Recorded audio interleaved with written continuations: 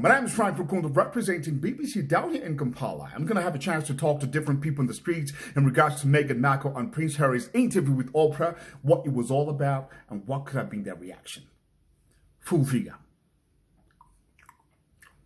Sinikira muri ebinyoko manyoko olinga n'amazi ombuuza coach Meghan Markle akakazi nakalabira nga kabisirani kona kajira obuso bukalinga obutuli bw'ebbaati obugulu bwonna bwakalamba yinzo gambwe kuba na munjolo akukyalo sagala kummanyira toddangamu okumboza ebintu eby'ekisiru kona kalabira nga kabisirani kamaze emyezi 18 ne mama olukaba kumala emyaka 2 oluyibiri lwandiyidde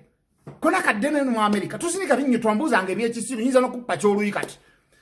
kakati obusungu bwati mukwano si busungu nze njakutegeeza singa n'obadde ombuuza kugundi ku tata Kaguta oba mama Janet naye kati yembe egenda kungasaki ombuuza eby'ekisiru yinza n'okuppa ky'oluyi ye bino byavaabo kirabe kyonna kikomba ebinnyo nno kakati oyinza bbawa amagezi ki mba amagezi ki siina zemba kuba Prince Harry singa akakazi kakwata n'ekazoyo mu America kasinika ebinnyo komaaniina tongira malusu sinika agannyo gasiya buloolo kati nga mukazi munoto mukwatirako